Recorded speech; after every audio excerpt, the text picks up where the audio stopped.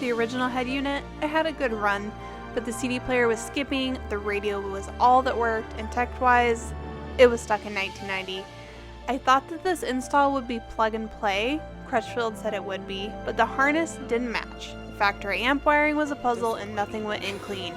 Still, piece by piece, I got it done, and now the AllTrac finally has a modern sound system that feels just right in a 90s car. This is the install I wish I'd seen before I started. If I'm cruising and I want to listen to music, I have my trusty JBLs. You're driving along and then boom, the speaker goes flying off the dash. I'm gonna go ahead and start taking this out, and let's get this replaced with our nice Kenwood digital receiver. Now I picked this one specifically because I didn't want a big fancy screen, because I wanted it to look kind of period correct. Okay, first things first, I like to remove the shift knob, get it out of the way, pop these guys up. So there's 4 clips on each side.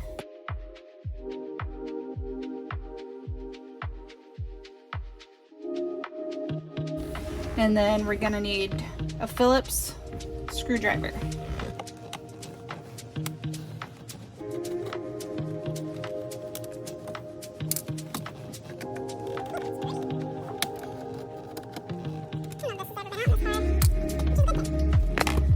Okay, I've got to remember there's one there, and then there's clips up here. And these are next to impossible to find, so don't break them. I'm so nervous, please don't break.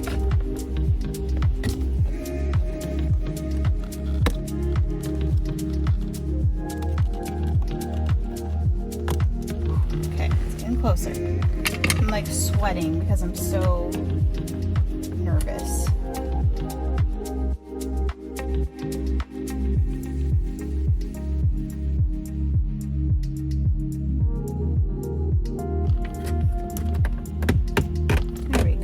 Whew. That was sketchy. Okay, got one side. There we go. We did it, guys. I wish you could see. You kind of can. I was just sweating thinking I was going to break that thing. You know what? I just made a mistake. I should have unhooked the battery. So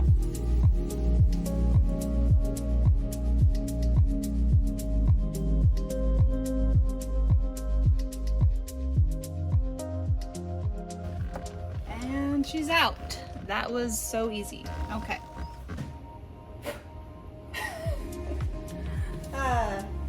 That's great. That's totally normal though.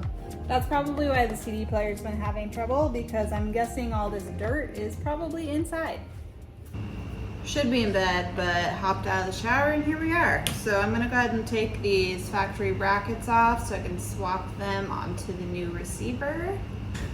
So I never really realized this, but this is literally like 2 stereos in one. So there's the CD player, and then there's the radio and the cassette player. If you've never changed your cup holder lock, so this is how it works.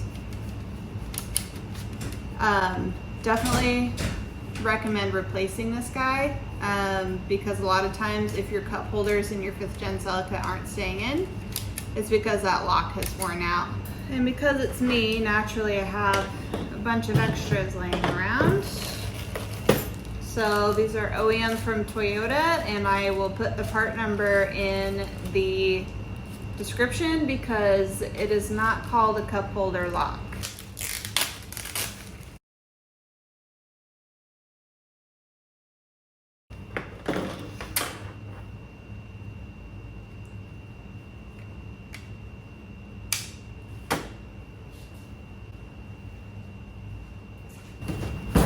It's so much lighter than the factory one, I'll tell you that. This guy is almost half. Half of this.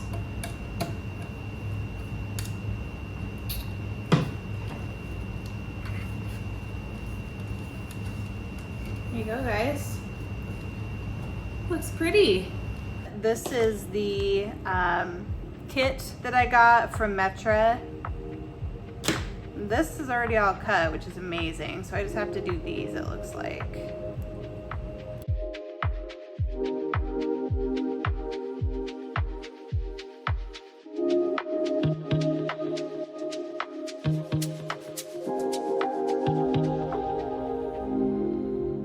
One of these things is not like the other. 14 pin versus 10 pin. Okay, here is a very real moment of how I feel every time I work on this car. The harness that I got does not fit directly into the factory harness. Didn't know that before I started, otherwise I probably would have not have started this project. Now I have a few options. So I'm gonna have to rewire the whole system if I want to have all 10 speakers work. And I know that the system 10 is outdated, but I'm just saying. Alternatively, there's supposedly 2 bypass plugs, which is the harness that they sent me. So I would basically have the 2 front speakers and the 2 rear speakers that would be working. The 4 tweeters and the 2 subs would no longer be working. Or I can rewire everything going from my head unit, and so it's a direct plug into my factory plug. Like, it'd be so much easier to just sell this car and get something new where everything is available.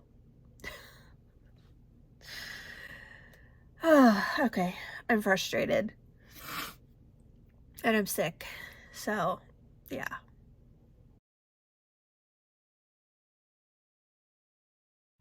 Decided to use the bypass plugs that a couple people online recommended to me that I just showed you.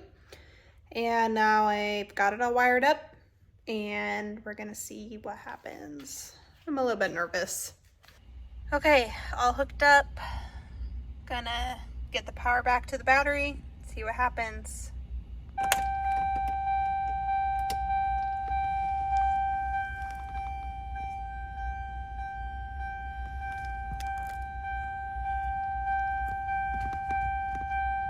Woohoo! Okay, step 1. Ooh, it's so pretty. Dream car, stay tuned. And if I say enough, it gets ingrained. Sounds pretty decent for stock speakers.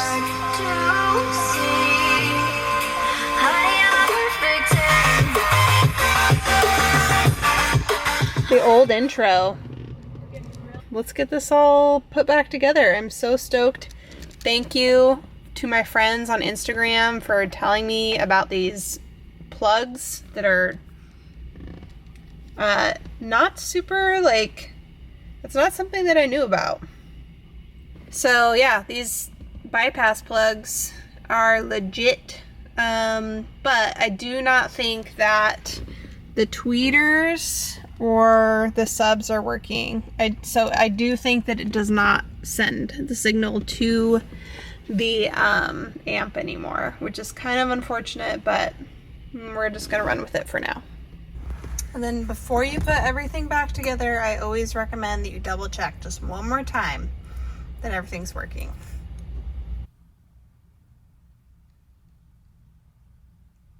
And there we have it. I think it looks pretty freaking good.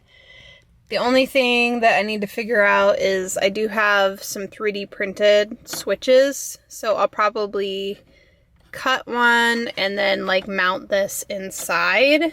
That way it's not hanging out, and I also don't want to cut into my OEM clip.